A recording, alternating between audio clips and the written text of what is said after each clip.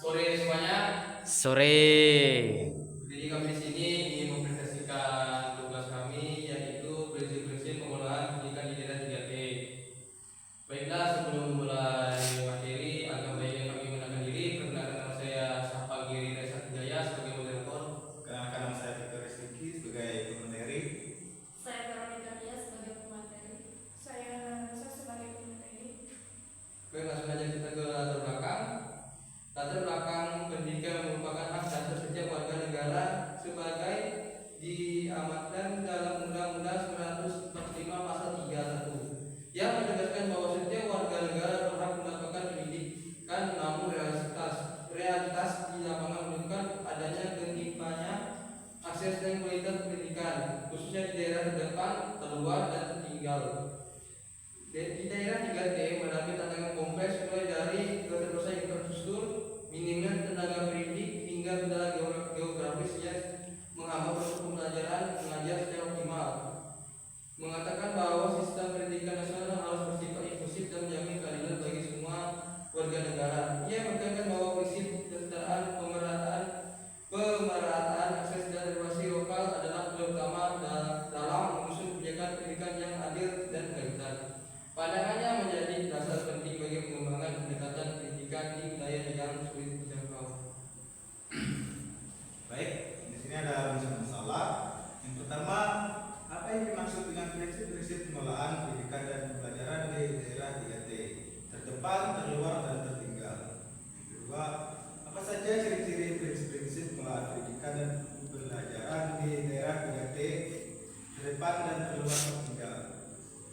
Tiga, apa saja faktor penyebab terjadinya prinsip-prinsip pengelolaan pendidikan dan pembelajaran di daerah 3T, terdepan, terluar, dan tertinggal.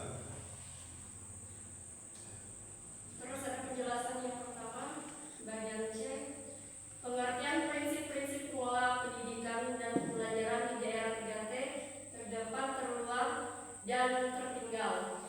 Menurut Suyanto 2004 menyatakan bahwa prinsip-prinsip pengelolaan pendidikan di daerah tertinggal adalah pedoman dasar dalam merancang, melaksanakan, dan mengevaluasi pendidikan yang mempertimbangkan kondisi geografis, sosial, dan budaya lokal. Prinsip ini bertujuan agar pendidikan menjadi lebih relevan dan tepat sasaran bagi masyarakat daerah 3T.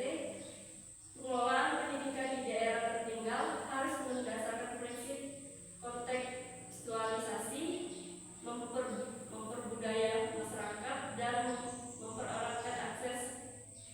Suyanto 2004. Selanjutnya ada penjelasan kedua, kesenjangan akses dan kualitas pendidikan. Menurut Taylor 2009, salah satu penyebab utama lahirnya prinsip pemerataan dan keadilan dalam pendidikan adalah adanya ketimpangan antara daerah maju dan daerah tertinggal. Banyak di daerah 3T yang belum mendapatkan akses pendidikan yang layak, baik dari segi infrastruktur maupun tenaga pendidik. Ciri-ciri prinsip munculnya prinsip keadilan, pemerataan, dan inklusivitas.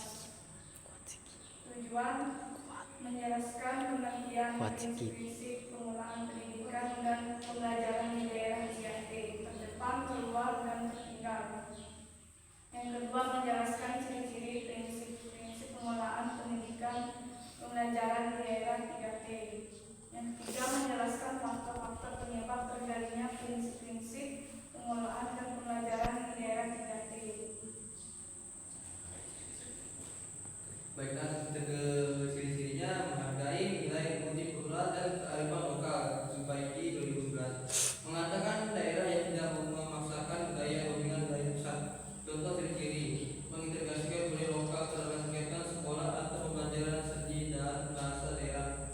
7. Orientasi dan melanjutkan UNESCO 2015 mengatakan prinsip ini mengarah pada pengembangan jangka panjang pendidikan, tidak hanya bersifat sementara, tapi membangun sistem yang terus berkembang dan membangun komunitas lokal dalam jangka panjang.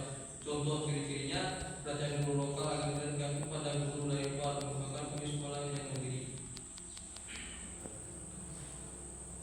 Baik, poin yang faktor-faktor.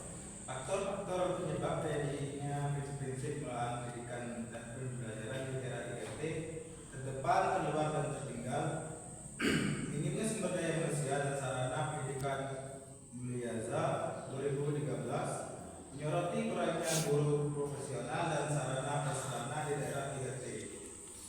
Sebagai pemicu perlunya prinsip inovatif dan efisien dalam pengelolaan pengajaran, guru harus mampu berimprovisasi dan dengan sumber daya yang terbatas.